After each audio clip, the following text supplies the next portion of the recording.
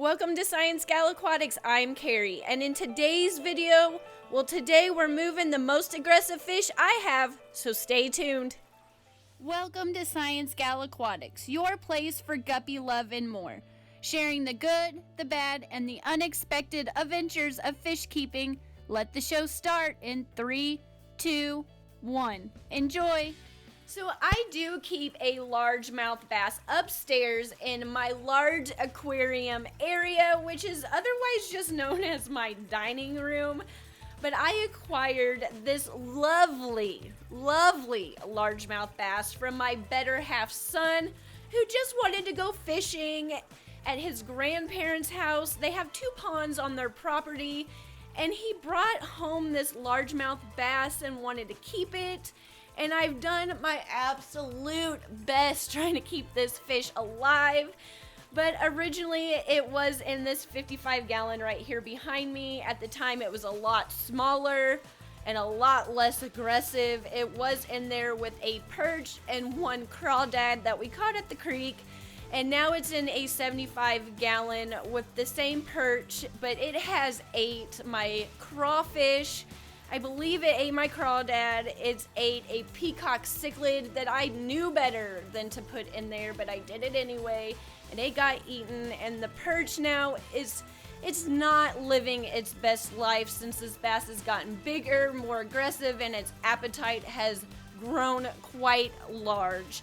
So let's go upstairs. I will show you the bass and we will move him outside, but stay tuned to the end of this video because I do have a question for you. I could use some advice on what to do. So leave me a comment down below and let's go upstairs and I'll show you the bass and we'll go ahead and move him.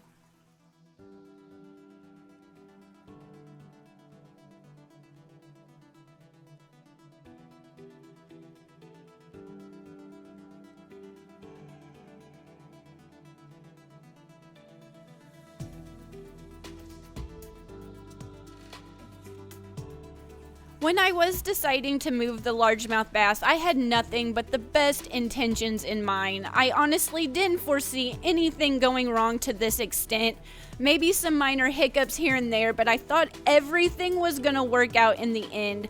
All I wanted to do was give the bass an upgrade that was needed, while at the same time giving the perch a much needed break. I was so concerned for the perch and its well-being. I just wanted to improve the poor quality of life it was living, always hiding out, and I just felt like they needed to be separated immediately. Whether it was temporary or permanent, I wasn't sure, and I never thought this would turn into such a negative situation for the largemouth bass. I should have had the forethought to account for the extra swimming depth and how it could be problematic without a lid. But let's go back and see how everything unfolded before things turned for the worst. It was the beginning of March when the boys picked this 300-gallon tub up from the local MFA, and it's been cycling ever since. And we did use a 5-gallon bucket's worth of sand from the backyard as substrate, and I added a large amount of snails from the fish room. And when setting up this tub, I did pull the canister filter that was on the original 75-gallon largemouth bass tank. But the plan was for this filter to only be temporary, and so it might be time to get a little creative.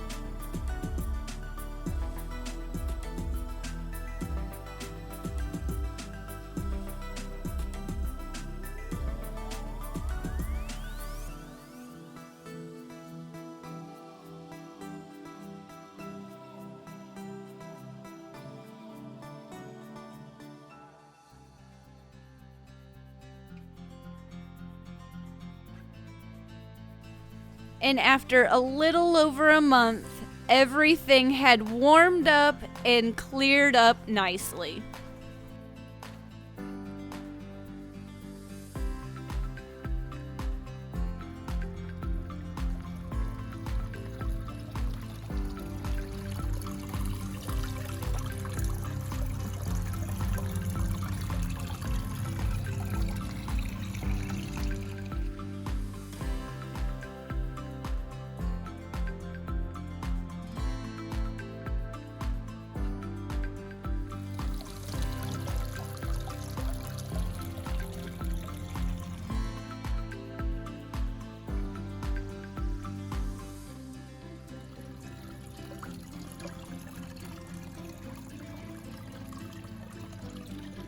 Issues I'm having is if you think I should even move the perch in with the largemouth bass, or if it's better just to keep them completely separated.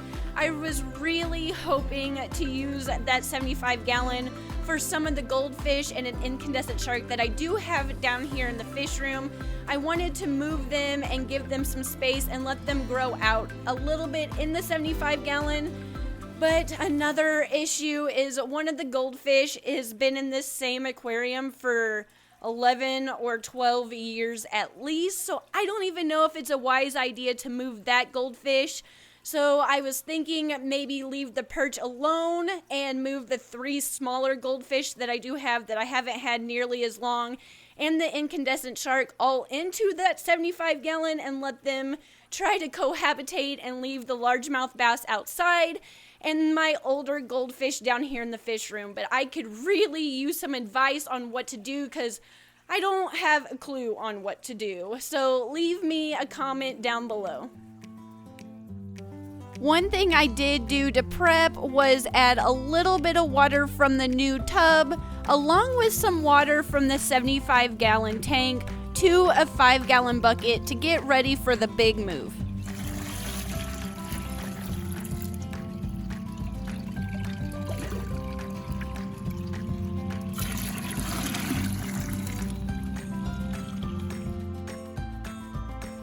One thing I did want to mention, I tried to combat a little bit of the aggression by turning off the lights, and this is the first time the aquarium light has been on in a week.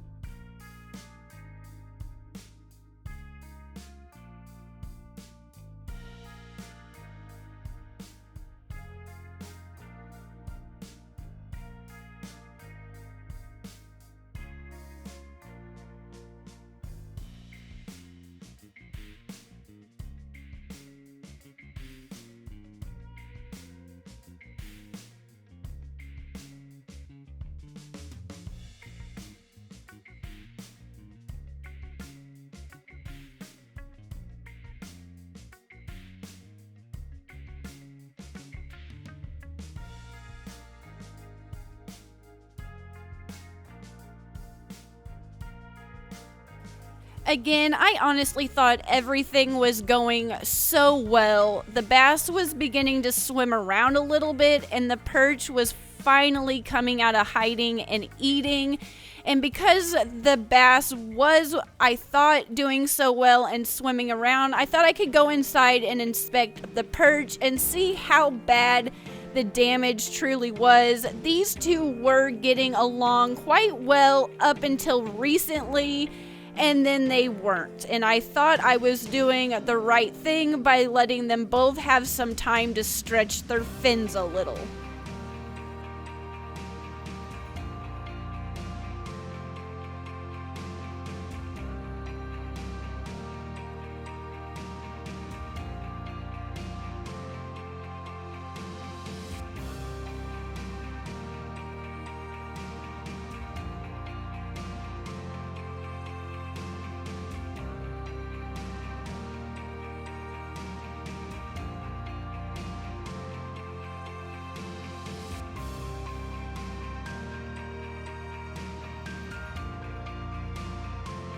I was going back and forth to check to see how both of them were doing. I thought successfully. I was spending some time inside and then back outside, and on one of the trips back outside to check to see how the largemouth bass was doing, I didn't see a fish anymore. So I honestly, I don't really know what to say.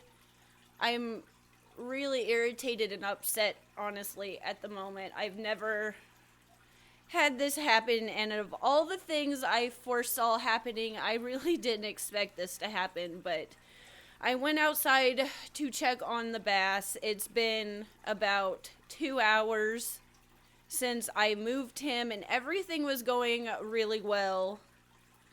And I turned around for like 15 minutes. I thought about putting a lid on the pond, but since I'm not allowed to go anywhere, I was going to go to the shed and maybe try to find some plywood or something. But I didn't do it fast enough, and when I went to go check on the bass, it wasn't in the pond anymore, and I'm assuming it jumped out, but I don't know, and I just feel bad because I should have saw this as a problem. I don't know, but the bottom line is I found the bass with one of my dogs, so it didn't make it through the process, so I don't really know exactly what to do or say at the moment. I just probably shouldn't have moved him, but I was so occupied with the perch and making sure the perch didn't get picked on anymore that I just didn't think out moving the largemouth bass, I guess, as well as I should have. So everything was going really well, but it turned pretty disastrous, and I don't know what to say. So, and like I said, I'm just really upset at myself because I didn't think this through fully, and it cost me my largemouth bass that I have been taking care of for a while, and I had grown pretty attached to, and this is completely my mistake, and I am really sorry. I'm just upset at myself. So I wanted to share this with you, even though it's not good news in the least bit, but I still wanted to share this with you. So hopefully I will have better news to share with you soon. But thank you for watching this all the way through, and again, I'm just really sorry.